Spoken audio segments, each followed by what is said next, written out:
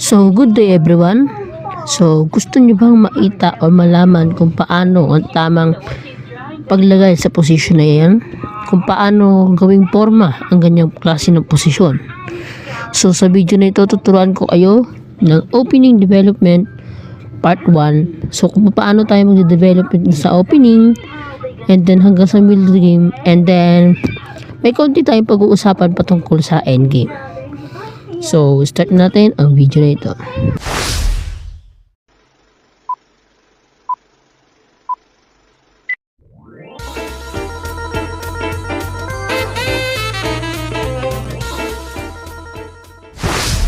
So mga kaibigan, mahalagang paalala lamang, caution lamang, ako ay 2,000 rated players lamang po.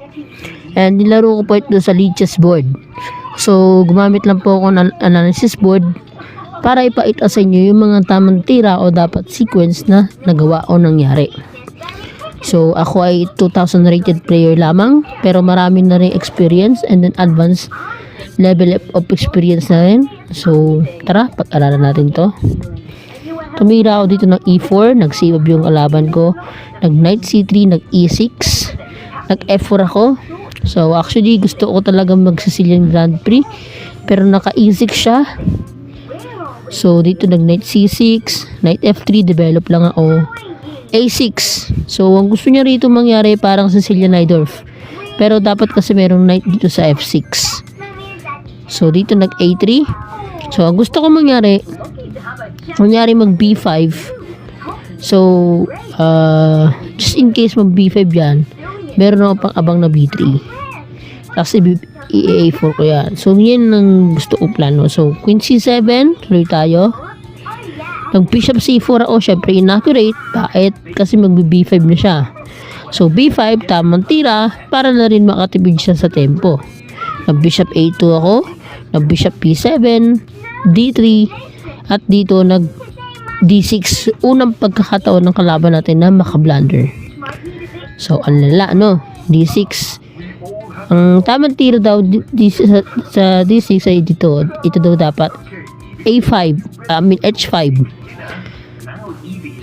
para bombahin na agad yung king side ko. Kasi dito rin naman na magka-casting eh. So possibility na dyan na mag-casting. Ayan na nga, dyan na unang casting, kaya mali. Nag Bishop E7 at ito pa rin yung tamang tira. Sorry na double click. Good move ang aking F5. Ulitin natin. Good move ang aking F5. Kinain niya. Dito F5. Nag Bishop G5 ako. Gusto ko hamunin yung Bishop. Nag Knight F6. Nag Knight D5. So questionable sa computer, pero sa human side mukhang maganda tignan kasi fully developed na yung mga pieces ko. Itong tori na lang ang kulang na hindi ko pa magagamit sa laban dahil wala pang pagkakataon. Pero yung mga pieces ko, yung mga minor pieces, ay fully developed na. Kaya nilagay yung knight dyan sa E5 para makontrol niya yung center.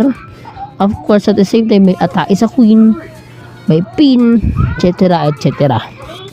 Kinain niya ng knight D5, Bishop takes D5, at dito nag-castling. So Bishop takes D5, of course dapat nga daw ginawa ko pawn na lang, no, pawn na lang dapat ang ginawa ko. Pero ito nag Bishop ako para makontrol ko kasi lahat ay magamit ko at makontrol. So yan, nag-castling siya, kinain ko yung Bishop, kain, ubusan, kain. Dito sa position na ito, napakababa na ng chance of winning ko rito. Ito pa endgame nito eh. Malapit na ito mag endgame, pero ayun, nagkaubusan po kami dyan. Hinamon ko na po ng queen to queen para hindi na humirap yung laban. Nag G4 ako, na-atake ko yung knight niya, at nag H4, at hindi ko pa ina-activate yung king ko, kaya mali-mali yung tira ko. Nag knight D4 siya para gumanda ang pwestuhan ng knight. Pero nag C3 ako, hindi ko nakita na pwede na pala ito kasi ang balak ko sa knight, nag F4 sana ako. Kaso, syempre, wala naman talagang silbi. Wala naman purpose yung knight dyan sa F4. Bakit pa?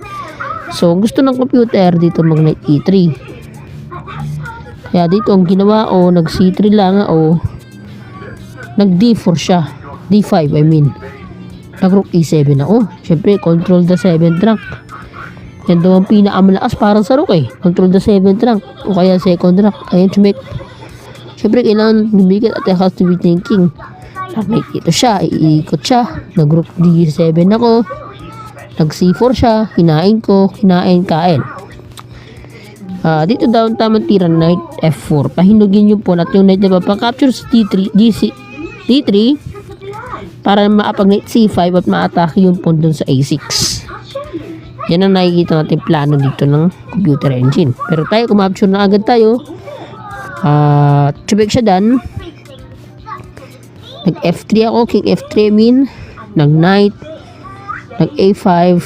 Yan dito. Yan, gumanya na oh. Bakit? Para mapin.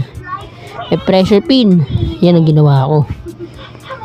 Yun oh. King move. Ayun! Na-blunder sa pangalawang pagkakataon ng kalaban natin. Expected ko na talaga yan. Kasi magmamadali yan, Chumek ng Chumek. Para yung king ko mapalayo sa laban. Hindi niya alam. Pagka-check niya, syempre kain na lang. So, ganyan po nangyari sa napakasait po na kapalaran dito ng black. So, natalo ko po siya ng ganyan. Rook and knight end game. Pero, kitang-kita naman natin na kontrolado na po ng rook ng sitwasyon. Anytime soon, yung pawn ko makakawin na rin. Ayan o. Gumagapang na po ako ng pakonti-konti. So, ganyan po yung tamang paggapang ng knight versus rook. And queen. Promote. Dito. Lumito pa ako, no? Pero ang gusto ng computer, ito. Mas on point, queen B3. Tapos, papunta ng target sa F7 pawn. Grabe. Napakalupit. Ang galing talaga ng computer engine. Pero sabi ko nga po, 2,000 plus rating lamang po tayo. Pero hindi po talaga ganun kalaihan po ang rating natin. Pero meron na po tayo ma-share na knowledge patungkol po sa opening part 1. Opening principle po ito ng part 1 ng ating lesson. So kung hindi ka pa po nakapag-like, share and subscribe mo na po yan. And mag-comment ka na po kung ano pa yung gusto mo matutunan sa mga susunod pa nating chess uploads. So this is Chess Roms TV and peace out.